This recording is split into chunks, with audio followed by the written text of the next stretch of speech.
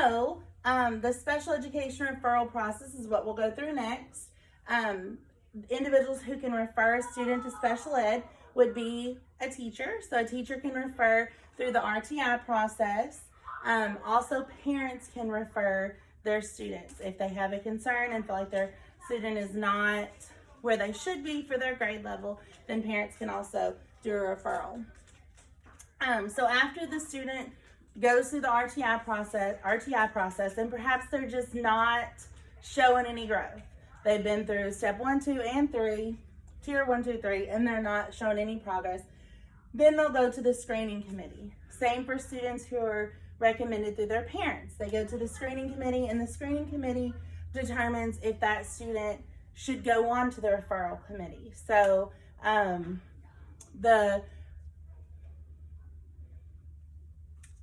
answer from the screening committee could be that they need to wait a little longer, try something else. Maybe something was going on in the classroom. Maybe the teacher was out for maternity leave or some kind of illness, and the student wasn't receiving the kind of instruction. So those may be reasons that the student isn't going further in the special education process. But if the screening committee does decide that, hey, yeah, we should consider going forward and perhaps evaluating this student, then the student would go to the referral committee. In the referral committee, the parent would be involved, and they would determine if the student should be evaluated. Again, should we go further? Should we keep on monitoring the student? Like maybe, like I mentioned, maybe the teacher's out. Maybe the student has really poor attendance. So we're not going to keep going on this process if there's reasons that the student isn't getting the education that they should.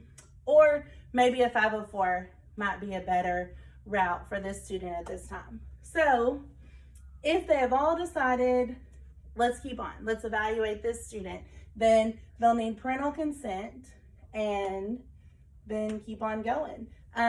Once the student has been referred, parental consent, all that, then there's a whole lot of steps to go through. There's teacher surveys, parent surveys. Somebody will come in and watch the student during the area's concern.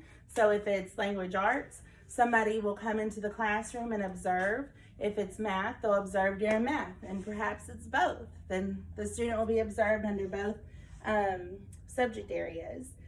And all assessment data will be gathered: STAR testing, MAP testing, DRA, DSA. Any testing that's done on the student will be reported. Then we have to make sure students have up-to-date hearing and vision, which is provided up here at the school. A social history will be done. Any medical information will be considered. And then also the student's attendance, past attendance, and teacher attendance. So that was back on that. Is the teacher always here? Is the student always here? Like, are these factors in affecting the child's education? Maybe, maybe not. And then it goes to our psychological evaluator, and she does a psychoeducational assessment on the student. So after we do the psychoeducational examination, and then the report is looked over, the committee reconvenes to review and discuss the results. The committee members all have input and, saying what's working, what's not working. And then the committee determines if the student is going to qualify for services and what services. So if they decide reading, what areas in reading does the student qualify? Is it comprehension? Is it decoding, fluency, etc.? Once that has been determined, then the IEP is developed and the student receives their initial placement into special education. So during all this, the role of the special educator actually here doesn't play quite a huge role. They may sit on the committee, but they may not, because if it's a student who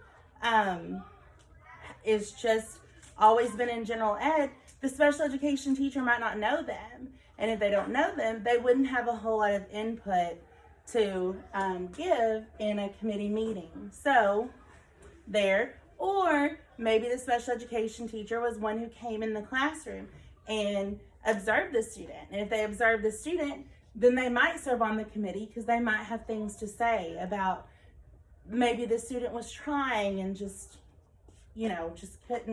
wasn't able to understand the material.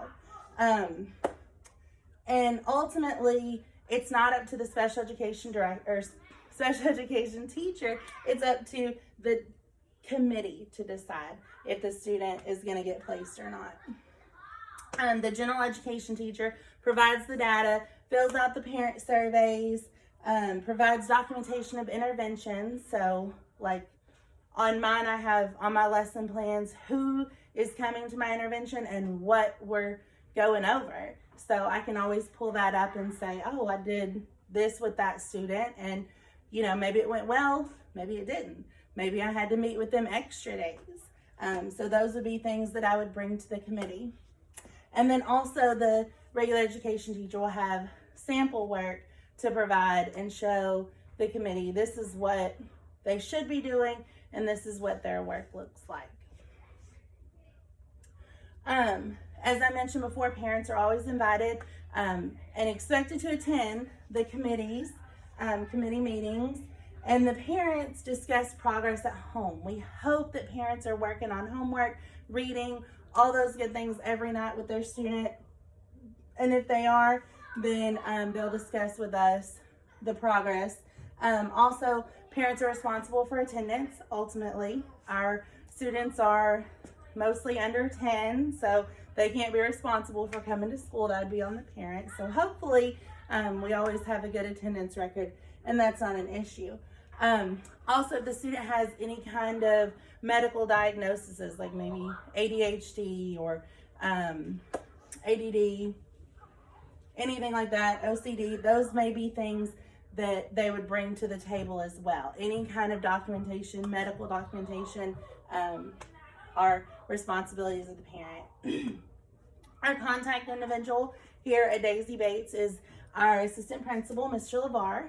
So parents who have concerns will ultimately be put to him, and then teachers will ultimately go to him as well to start the referral process.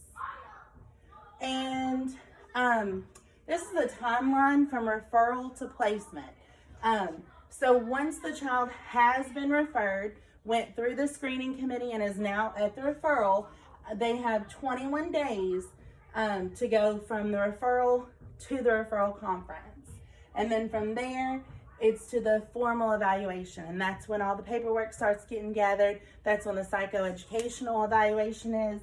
That's 60 days. And then the formal evaluation to the programming conference, where the team decides what exactly is this student going to receive? What kind of services is the student going to receive? That's 30 days. And then from the evaluation to the decision is 7 days. And then the decision to the temporary setting is 60 days. Those are the maximum numbers. So I realize it's quite a long time, but those are the maximum amount of time that the event should occur.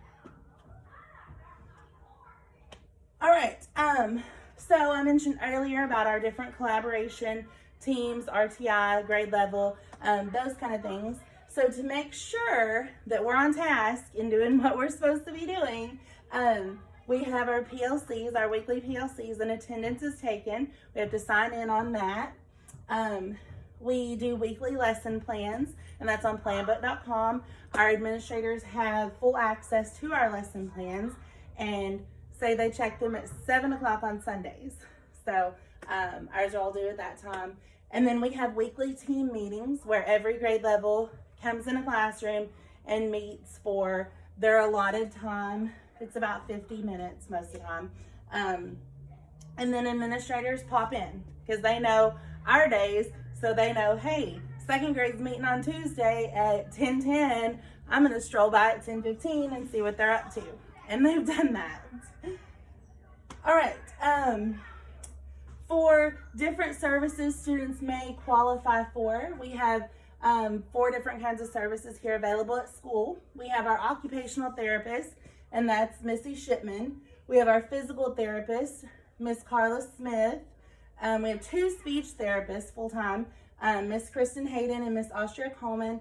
And then for mental health, we have our school counselor, and then we also have the PAT Center. And I believe there's 3 who work with the PAT Center to help out with any kind of crises we have here on campus. All right, we are not too far from downtown Little Rock, and we are not too far from Little Rock or North Little Rock. So these are some of our community-based providers.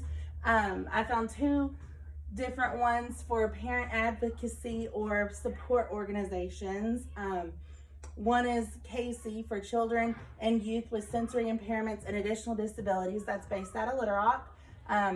Our Hands and Voices, that's in Conway, so it's a little bit further, but that's for students who have hearing disabilities.